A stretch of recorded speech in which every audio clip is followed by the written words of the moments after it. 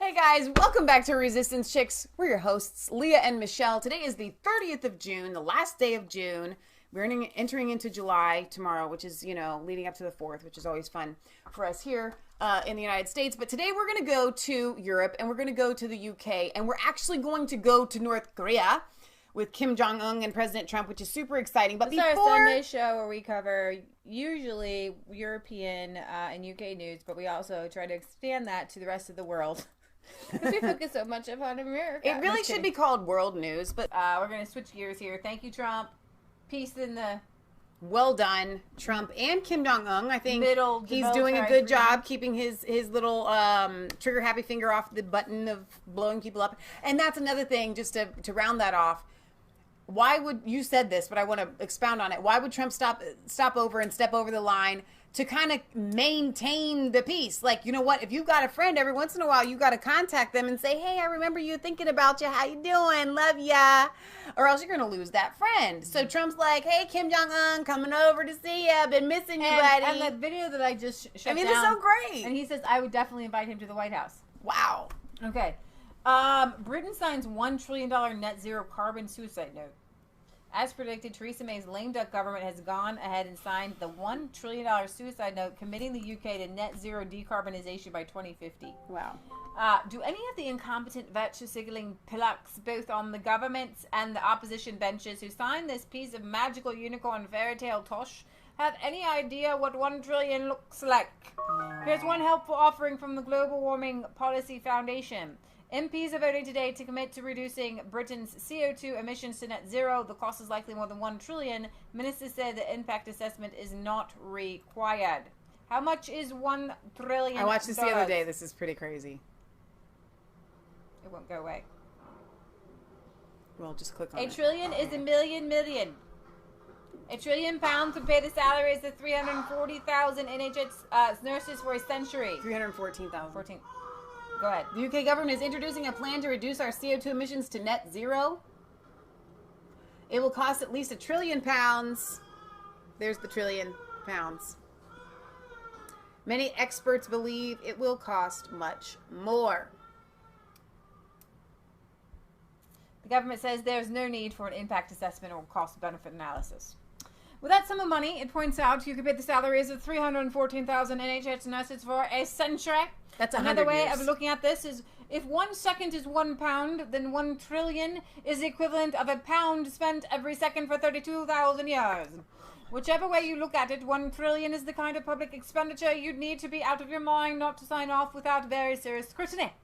After all, if you're going to make a huge fuss about the what does he say, the bagatelle of the 350 million on the side of a bus, then clearly you're going to pay much, much more attention to a figure, several orders of magnitude even than the 700 billion or so the government spends on health, education, defense, welfare, housing, foreign aid, and so on. But yesterday, our elected representatives in Parliament this week, the people we rely on to ensure that our money taken from us in the form of taxation or borrowing or inflationary money printing is spent responsibly and wisely, gave it all 90 minutes sketchy thought before deciding that the 1 trillion was so trivial as not even to be deserving of any kind of cost-benefit analysis. Let's be clear on the facts here. Climate change, aka catastrophic anthropogenic global warming, is #fake news. Even if it were not an imaginary problem cooked up for the ideological reasons by activists, scientists, and everything, there is no evidence whatsoever that is within mankind's ability to control the climate by reducing industrial CO2 output, and this is what I call magical unicorns as well. Because I look around every day and I see pollution. I see the raping of the environment, and we talk about this all the time when it comes to, I am an environmentalist to the very core of my being. I want to see lush green grass all over the entire globe. I do not want to see industrial farming. I don't want to see corn and soybeans. I want to see farms back to farms what they used to be. If you bought the farm, you didn't just buy 1,000 acres of barren soil where they raped it for corn and soybeans. That's not a farm. That's just not even healthy dirt. It's basically buying a bag of concrete. Okay? That's in a farm. And so people are, and the plastics that we use and all that, like, seriously. But what I have to tell you is while I'm not for, I don't like vehicles. I think they're dangerous, and I think that there is pollution. We are harming the environment, but what is not, this climate change is not a thing. Okay, here goes my video. No, but here's the deal. Can't even say that anymore. In the Democrat debates, I think it was Kamala Harris. Climate change is the biggest thing facing. You know what? Pollution, environment, and the negative impacts on the environment is one of the biggest things that we face. Kamala Harris quoted. She's like, there are these big fires going on in California, and she blamed that on climate change. The fires that they've had in California. Now, raise your hand if when you were going to school here in the United States for our U.S. wildfires. You heard the stories of the crazy fires in the early 1900s that took over California. Excuse me, Kamala Harris. Well, there are signs on the road in '98 when I lived in Tulsa, Oklahoma, that said, watch out for brush fires. It's just going to spontaneously Well, yeah, but combust. in 1998, you could still, if they wanted to blame that on climate change, you still had cars and stuff like that. Well, but not in the early 1900s. You could not blame the California fires, which I heard, and I had to do tests on, which I can't remember any of the specifics on now. Year after year after year, I had to do tests on the stupid, and they were awful. They were heartbreaking. They were really hard for me to read about. California fires. People dying, losing everything, like all of cities like San Francisco completely being leveled due to these fires. So where was climate change when those California fires were happening? Why is it because there's fires, it's now being blamed on climate change, whereas over 100 years ago they had the same fires and it wasn't being blamed on climate change? Let me give you an idea of what they want. They're not telling us to go, and here's the thing. I would stand on that stage, or I would go to Britain and I would say, you're right. What we need to do is cut back from our consumption, but consumption doesn't, consumption fuels the economy, consumption fuels their salaries, consumption fuels. Right. I would want people, hey, you want us to have a mom stay at home. You need a housewife. Somebody said, what do housewives do?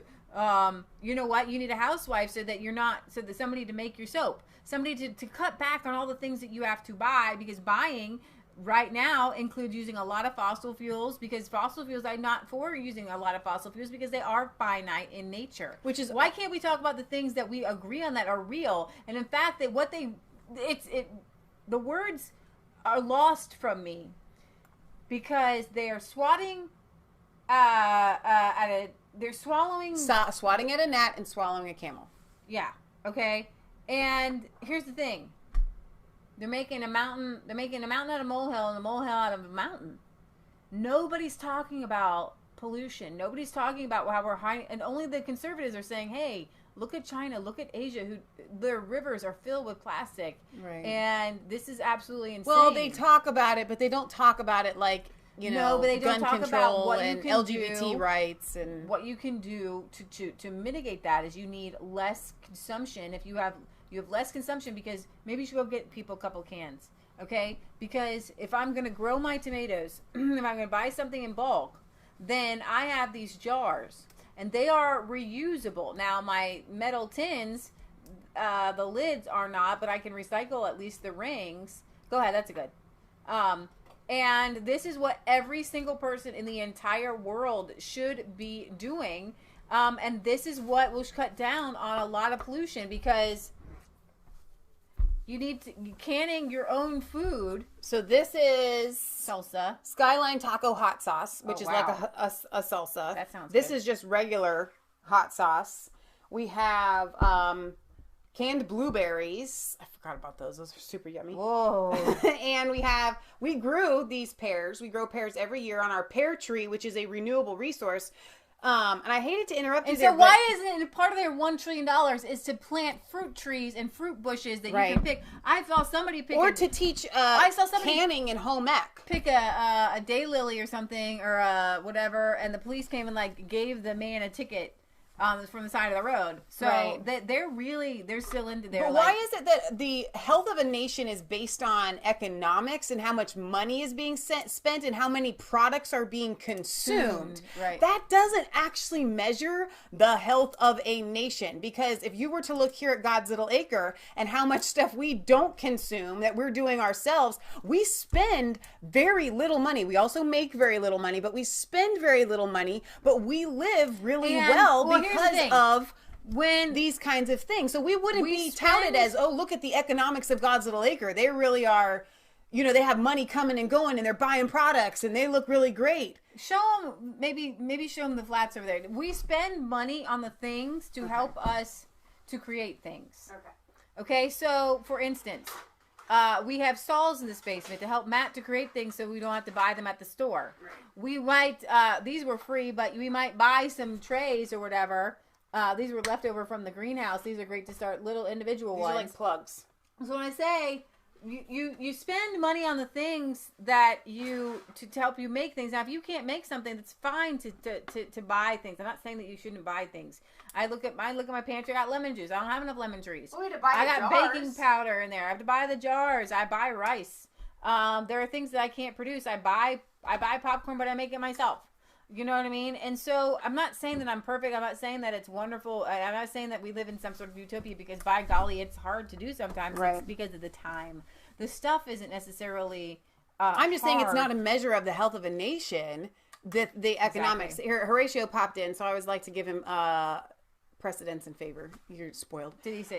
He says the U.S. government actually had a policy to prevent the brush and forest fires until decades later they realized that fauna wasn't reproducing as they need fires to reproduce. That's an excellent point. Some trees won't even reproduce without fire. Exactly. So when when we were in Glacier, right? And they have these devastating fires, and the glacier isn't beautiful anymore after the fires and yada yada yada. But it actually helps the forest regenerate. They will tell you that it's really really good. The farmers in Kansas do a burn on their fields, and now it's kind of being like poo pooed and touted on, like, no, you shouldn't do the burning, and obviously you have to be wise when you do it. But at the same time, it is needed. That's a very very good point. Thank you from the UK. He says valid.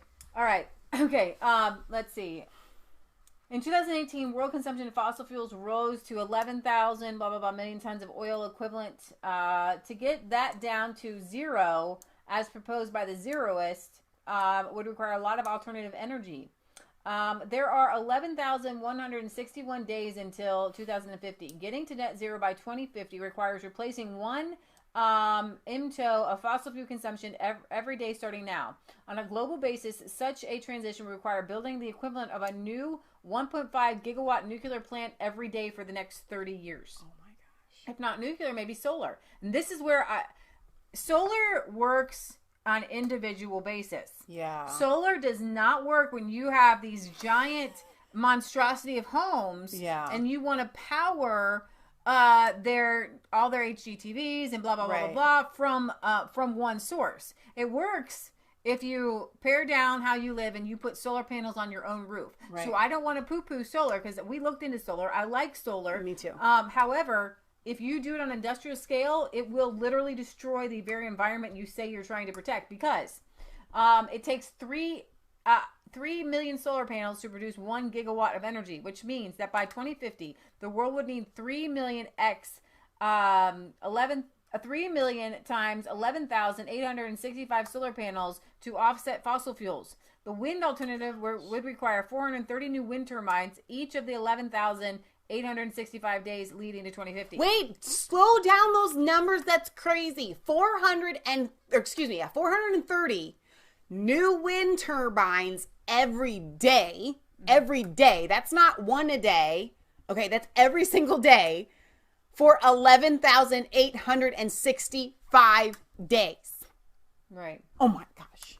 And where are you going to put them? We know when. So yeah, it's it's a climate scare because the Earth is not going to stop rotating. We're not going to stop like with what's happening. They keep saying this 12-year thing. Like Bernie said it in the debate. AOC says it all the time. Like it's going to be we'll have reached some sort of threshold that we can never come back from. Well, that's ridiculous because the Earth is like our bodies, and you can be on death's door, and your body can regenerate and heal itself, and you can come back to being youthful and energetic and so on and so forth. So that's ridiculous. But like you just said, they're swatting at a gnat, they're swallowing a camel, and they're not addressing the proper thing. So there is okay to have a balance to say, listen, yeah, there are things that we're doing that are stupid to the environment. If we love our planet, like you said, all these rivers and oceans and so on and so forth, full of plastics and whatnot, we can have these kinds of conversations. But when you look at the Paris Climate Agreement, all it is a tax. It's just a tax. It doesn't actually make any changes because most people that have this consumerist mindset are willing to say, you know what? I'll pay the money to be able to drive my big gas guzzler. I don't care. That's fine. I want what I want and I have the money to pay for it and I'm going to do it. That's what the Paris Climate Agreement is. They don't actually help to save the environment at all. They just make it's like cigarette tax. They try to say that by putting taxes on cigarettes that it's going to make people smoke less. No, it doesn't. They will smoke anyway, and then the rich get richer off of the taxes from the cigarette smoke or cigarette taxes. It's like it's insanity. So when they say I can't believe they pulled out of the Paris climate agreement. We were really saving the planet by doing that. No, you were just making loads of money. Well, and then China, the biggest polluter, anyways, is not even doing anything.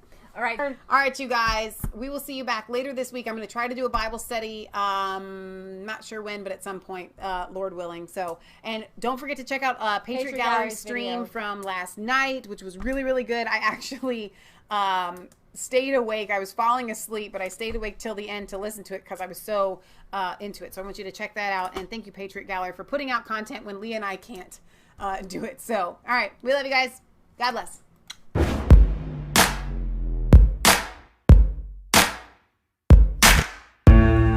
Was called